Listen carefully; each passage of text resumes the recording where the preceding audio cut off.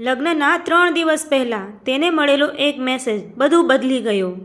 નમસ્કાર મિત્રો, આજે હું તમને એક એવી પ્રેમ કથા સંભળાવવા જઈ રહી છું જે સાંભળીને કદાચ તમને પણ લાગશે કે ક્યારેક એક નાનો નિર્ણય આખું જીવન બદલી નાખે છે.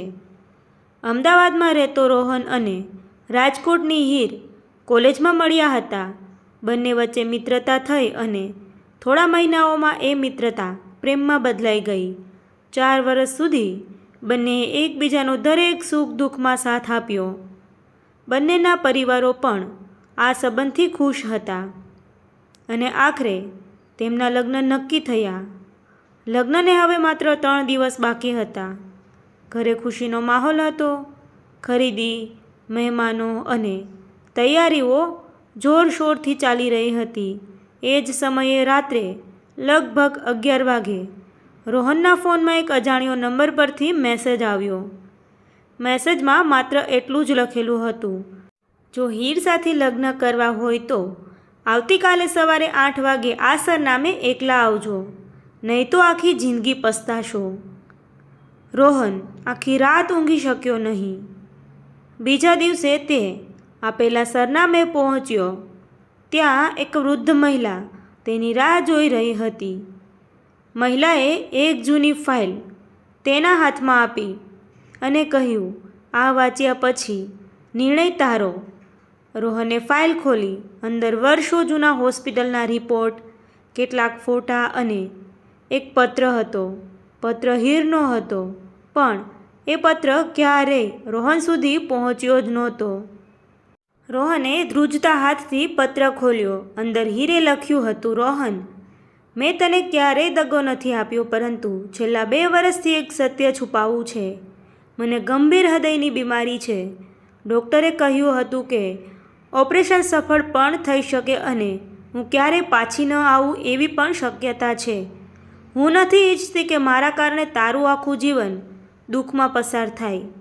એટલે જ મેં આ વાત તને ક્યારેય કહી નહીં.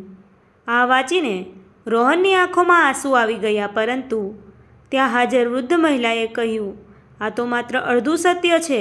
તેમણે ફાઇલમાંથી એક જૂનો ફોટો કાઢ્યો, જેમાં હીર હોસ્પિટલના બેડ પર હતી અને તેની બાજુમાં લગભગ 6 વર્ષની બાળકી બેઠી હતી. રોહન આશ્ચર્યમાં પડી ગયો. આ બાળકી કોણ છે? તેણે પૂછ્યું.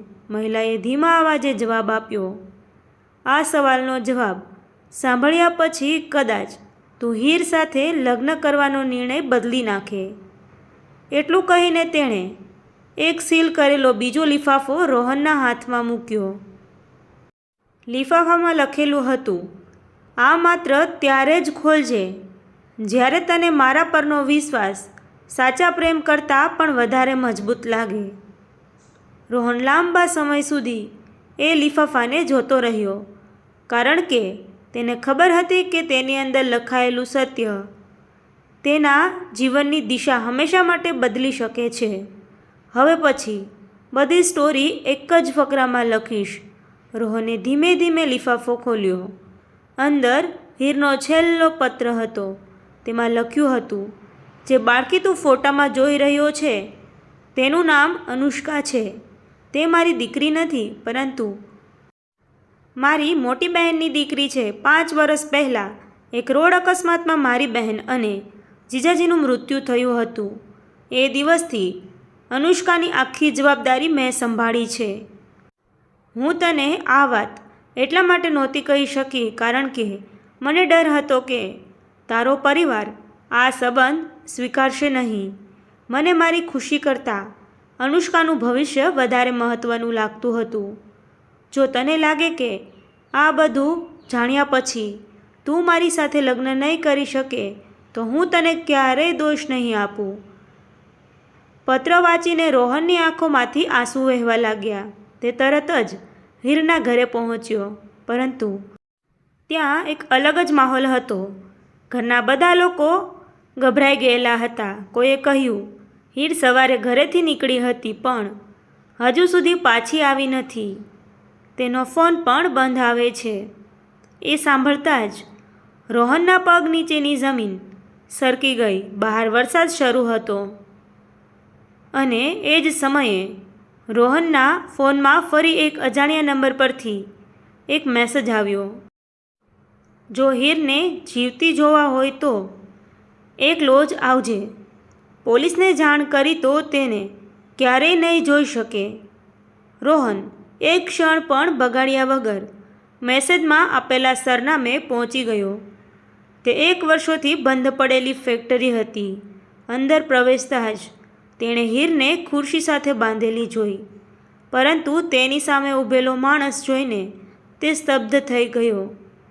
તે કોઈ અજાણ્યો નહોતો, હીરનો જ દૂરનો કાકા હતો.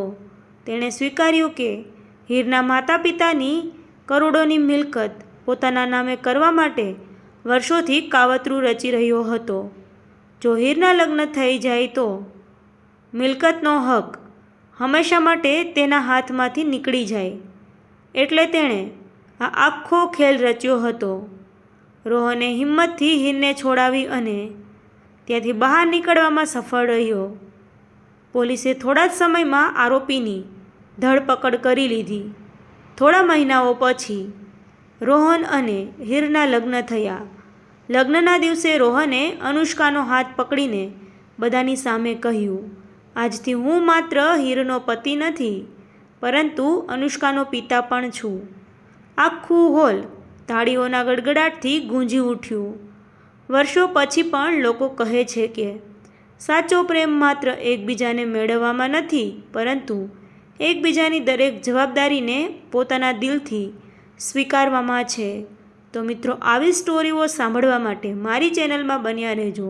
જો તમને વિડીયો પસંદ આવ્યો હોય તો વિડીયોને લાઇક કરી ચેનલને સબસ્ક્રાઈબ કરવાનું ભૂલશો નહીં મિત્રો. Thank you.